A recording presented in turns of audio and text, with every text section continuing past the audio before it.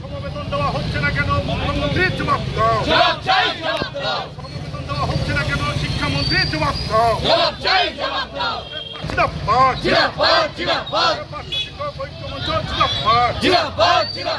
অবিলম্বে বেতন কাঠামো দিতে হবে। কাঠামোর বিরুদ্ধে পার্শ্ব শিক্ষকরা লড়বে। পাচ্ছে কেন? মুখ্যমন্ত্রীর জবাব দাও। পার্শ্ব শিক্ষকদের বেতন কাঠামো থেকে বঞ্চিত করা হচ্ছে কেন? শিক্ষামন্ত্রীর জবাব দাও। দিবে না, জবাব তুমি দিবে না।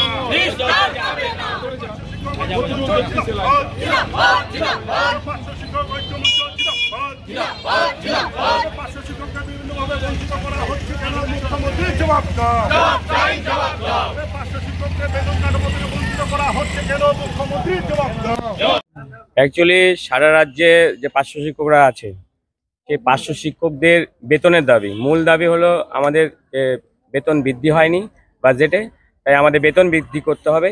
এই মূল দাবিকে সামনে রেখে আজকে আমাদের জমায়েত। আর কি দাবি রয়েছে? এছাড়াও মেডিকেল লিভ সঞ্চয়ের অধিকার দিতে হবে, সিসিএল লিভ আছে, ট্রান্সফারের ব্যবস্থা করতে হবে, যারা মৃত যে পার্শ্ব শিক্ষকরা আছে তাদের পরিবারে একজনকে চাকরি দিতে লাগবে। এইরকম 11 দফা দাবি নিয়ে আমাদের আজকে ডেপুটেশন। এর আগেও তো আপনারা এসেছিলেন, আন্দোলন করেছিলেন, ফল কতটা হলো? দেখুন, আন্দোলন করে যাওয়ার ফলে কিছু একটা আমরা ফল সেইভাবে আমরা এই মুখ্যমন্ত্রীকে সাড়া পাইনি, তাই আমাদের লড়াইটা আগামী দিনে আরো এখন যেরকম লড়াই চলছে আগামী দিনে সেরকম লড়াই চলবে। কি নাম আপনার? কমল বাড়ই। কোন দায়িত্বে আছেন?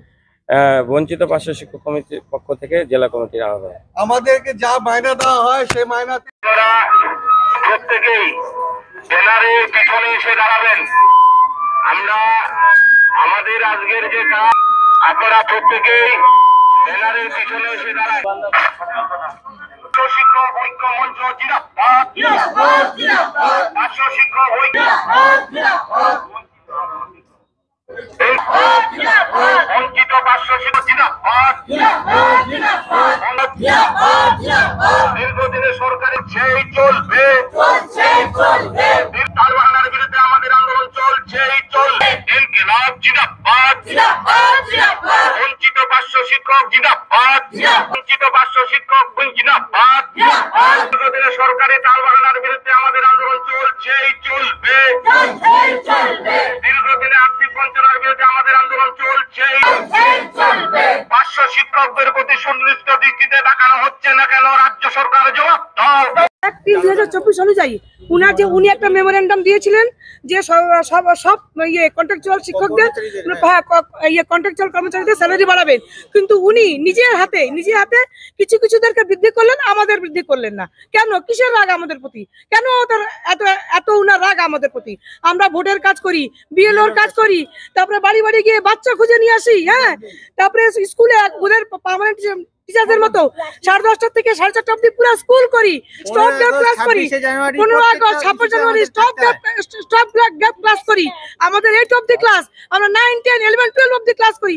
আমি নিজে পড়াই জিওগ্রাফি 9, 10 নিজে পড়াই। আমার স্কুলে জিওগ্রাফি, হিন্দি মিডিয়াম জিওগ্রাফি কোনো টিচার নাই, আমি নিজে 9, 10 এর জিওগ্রাফি আমি নিজে করাই। তাও আজকে থেকে না 6-7 বছর থেকে। এটা কেন? এত যখন আমরা কাজ করতে পারি তাহলে বেতন কেন পাবো না?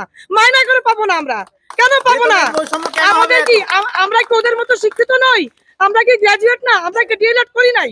তাহলে আমাদের মধ্যে কি কর্মক্ষমতা নেই? তাহলে কেন আমরা পাবো না? আমরা অবশ্যই পাবো। আমাদেরকে এই লেবারের থেকে কম মাইনা দেওয়া হচ্ছে। এই মাইনাতে আমরা কি করে সংসারটা চালাবো? আমাদেরকে আপার প্রাইমারিতে দেওয়া হয় 12,500 টাকা, আর প্রাইমারিতে দেওয়া হয় 9,500 টাকা। এই টাকায় আর কেউ যারা নেতা মন্ত্রী আছেন তারা দেখান, সংসার চালিয়ে দেখান। আমাদের অবস্থা খুবই খারাপ।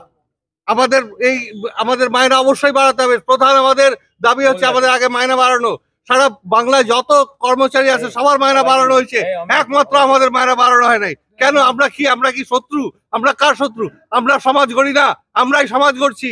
আজকে ডাক্তারদের মাইনা বাড়ানো হয়েছে। এই 21 বছরে কি আমাদের হাত থেকে কোনো ডাক্তারবাবু তৈরি হননি? আমাদের কাছে পড়াশোনা শিখে কি কোনো ডাক্তারবাবু তৈরি হননি? হ্যাঁ, তাদের মাইনা বাড়ানো হচ্ছে, কিন্তু আমাদের মাইনা বাড়ানো হচ্ছে না কেন? কি কারণ? আমরা কিসের শত্রু? আমরা সমাজের শত্রু। আমরাই সবাইকে তৈরি করছি। আমরা প্রত্যেককে আমরা একদম পরিশ্রম দিয়ে যাচ্ছি। 21 বছরে আমাদের কোনো বদনাম নেই। পার্শ্ব শিক্ষকদের বদনাম কেউ করতে পারবে না। আমাদের স্কুল কি, স্কুলগুলোতে আপনারা খোঁজ নিয়ে দেখুন, স্কুল ছুট নেই। বাংলায় এখন স্কুল ছুট নেই। কাদের জন্য? পার্শ্ব শিক্ষকদের জন্য। স্কুলগুলোতে আপনারা গিয়ে খবর নিন, কারা পড়াশোনা করায়। পার্শ্ব শিক্ষকদের বিরুদ্ধে কেউ বদনাম করতে পারবে না। তবে আমাদের মাইনাটা কেন পারবে না? আমরা কাজ করে যাব, লেবারের থেকে আমাদের মাইনা কম দেওয়া হবে, আমাদের সংসার চলবে না। 2017 থেকে যতজন পার্শ্ব শিক্ষক মারা গেছে তাদের সবার লিস্ট জোগাড় করুন। কতজন পার্শ্ব শিক্ষক আত্মহত্যা করেছে না খেতে পেয়ে? এই বিষয়গুলো একটু চিন্তা ভাবনা করা উচিত। আমরা কারো বিরুদ্ধে না, আমরা সরকারের বিরুদ্ধে না, সরকারের সাথেই আমরা আছি। আমরা এই সরকারে 2011-তে ভোট দিয়ে আমরা এই সরকারকে এনেছি।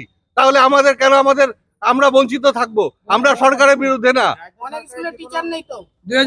অনেক স্কুলে টিচার নেই, প্যারা টিচার এই স্কুল চালাচ্ছে, প্যারা টিচাররা স্কুল চালাচ্ছে। তবে আমরা কেন বঞ্চিত থাকবো? আমাদের আজকে খুবই খারাপ অবস্থা।